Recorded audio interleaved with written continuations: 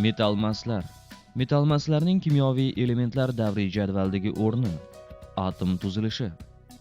Metal maslar kimyoviy elementlar davriy jadvalda katta va kichik davrlar oxirida bosh guruhchalarda joylashgan elementlar hisoblanadi.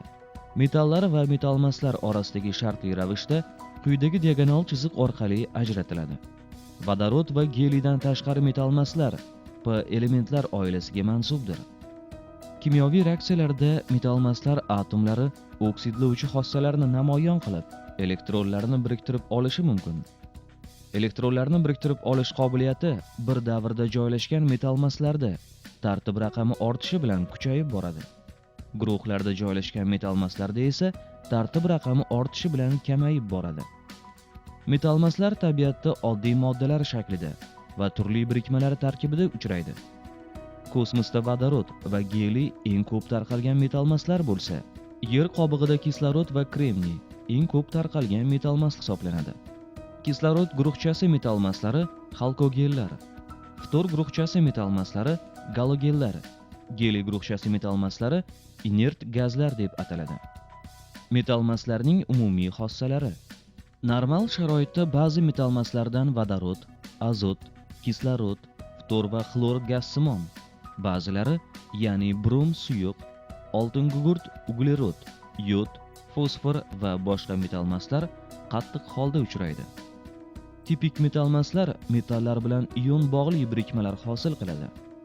Ionli bog'lanish vujudga kelishini natriy xlorid hosil bo'lishi misolida ko'rib chiqamiz. Shu birikmani hosil qilgan natriy va xlor atomlari elektr manfiyligi jihatdan bir-biridan keskin farq qiladi. Xlor atomi o'zining tashqi qavatiga bitta elektron qo'shib olib, manfiy zaryadlangan zarracha xlor ioniga aylanadi. Natriy atomi bitta elektron berib, musbat zaryadlangan zarracha natriy ioniga aylanadi. Metalmaslik xossasini namoyon qiluvchi xlor atomi haddan tashqari bir tomonlama qutblanadi. Molekulyar elektron bulut, ya'ni elektronlar jufti, batamom xlor atomiga siljigan bo'ladi. Bu hol elektronning natriy atomidan xlor atomiga o'tganligi bilan barobardir. Metal maslarning o'zaro ta'sirlashuvi natijasida qutbsiz va qutbli kovalent bog'lanishni hosil qiladi. Qutbsiz kovalent bog'lanish elektr manfiyligi bir xil bo'lgan atomlar orasida umumiy elektron juftlari hosil bo'lishi hisobiga vujudga keladigan kimyoviy bog'lanishdir. Kovalent bog'lanish atomlar elektron bulutlarining bir-birini qoplashi natijasida hosil bo'ladi. Bunda energiya ajralib chiqadi. Agar bir-biriga juda yaqinlashgan vodorod atomlarining yadrolari orasidagi masofa 0.106 nanometr bo'lsa, elektron bulutlar bir-birini qoplaganidan vodorod molekulasi hosil bo'lganidan keyin bu masofa 0.74 nanometrga teng bo'lib qoladi. Elektron bulutlar bir-birini odatda ikkala atom yadrosini birlashtiruvchi to'g'ri chiziq bo'yicha eng ko'p qoplaydi. Elektron orbitallar bir-birini qancha ko'p qoplasa, kimyoviy bog'lanish shuncha puxta bo'ladi. Qutbli kovalent bog'lanishda elektromanfiyligi bir-biridan biroz farq qiladigan atomlar orasida hosil bo'lgan umumiy elektron juftlar elektromanfiyligi kattaroq bo'lgan atomga tomon biroz siljigan bo'ladi. Elektronlar jufti xlor atomiga tomon siljigan, chunki xlor atomi nisbiy elektromanfiyligi 3, vodorod atomnikiga 2.1 ga qaraganda kattaroq. Kovalent bog'lanish bir elektronli bulutlarning bir-birini qoplash hisobiga hosil bo'lsa, bu kovalent bog'lanish hosil bo'lishining almashinish mexanizmi deyiladi. Metal maslar vodorod bilan uchuvchan vodorodli birikmalar hosil qiladi. Faqat kislorod vodorod bilan suyuq modda, ya'ni suv hosil qiladi. Vodorod atomining tashqi qavatida bitta elektron bo'lganligi uchun ishqoriy metallarga o'xshab davriy jadvalning birinchi guruhida joylashgan. Odatdagi sharoitda vodorod gaz bo'lganligi, molekulasi 2 atomli va bu atomlar kovalent qutbsiz bog'langanligi sababli galogenlarga o'xshaydi. Shuning uchun vodorod 7-guruh elementlari qatoriga ham yozilishi mumkin. 8-guruh bosh guruhcha elementlari: geliy, neon, argon, kripton, ksenon va radon metal maslarga kirib, inert gazlar deb ataluvchi alohida elementlar guruhini tashkil etadi.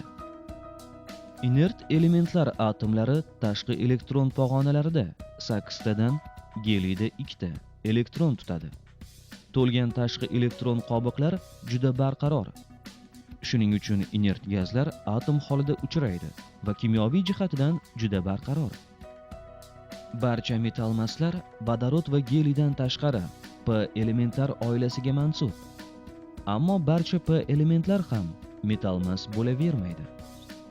Metall maslarning elektromanfiyligi 2-4 oralig'ida bo'ladi.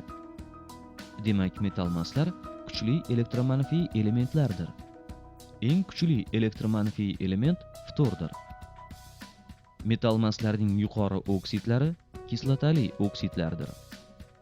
Oltin gugurt 4 oksid, oltin gugurt 6 oksid, fosfor 5 oksid, azot 4 oksid, azot 5 oksid.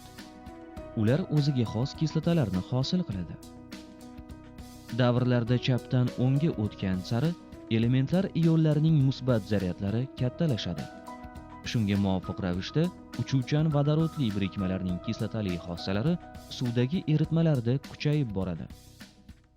Guruhlarda yuqoridan pastga tushgan sari elementning manfiy zaryadli ionlari vodorod ionlarini o'ziga bo'shroq tortib turadi. Shunga muvofiq vodorod ionlarining molekuladan uzilishi osonlashadi. Demak, vodorodli birikmalarning suvdagi eritmalaridagi kislotaliligi ortib boradi.